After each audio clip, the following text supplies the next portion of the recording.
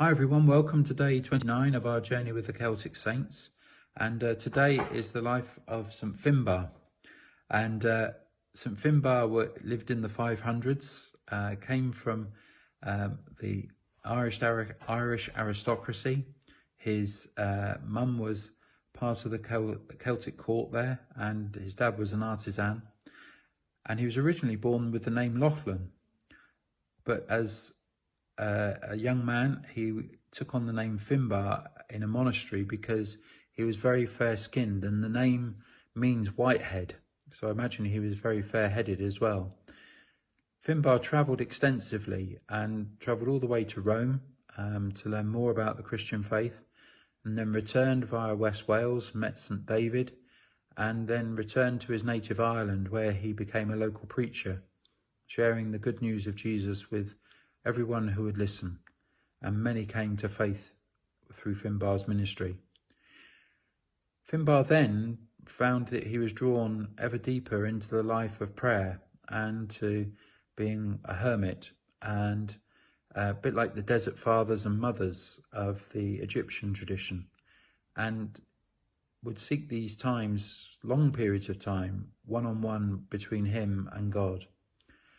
But then many people would come out to try and find him, to seek his wisdom, to seek his guidance, perhaps to be close to someone they saw as holy, would share the holiness with them.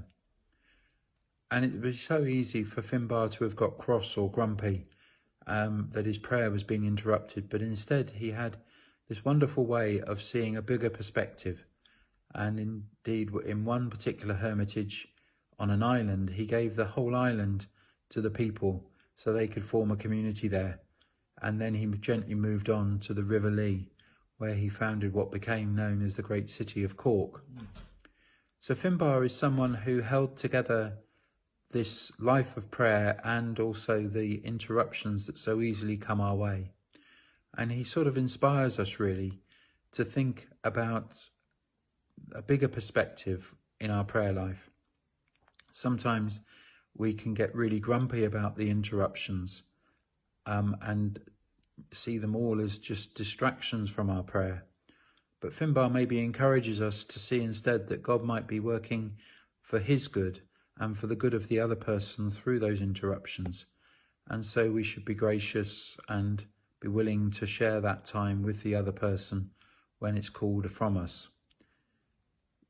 The opposite to that, of course, we can be more at home, or get more at home with being with other people, dealing with their demands and their needs as they present themselves, that we've become either unfamiliar or even fearful of the time that we need to spend in prayer, actually preferring to be almost in the world rather than in the one-on-one relationship with God.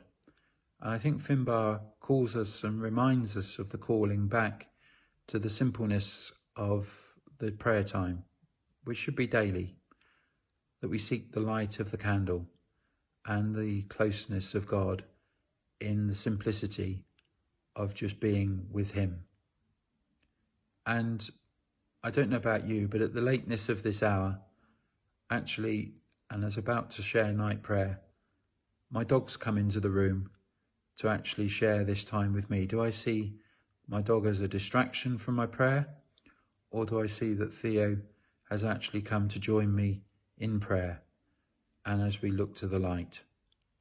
It's so easy to talk about Jesus rather than necessarily to share Jesus, simply by being with the other person, with the whole of creation, in the presence of God.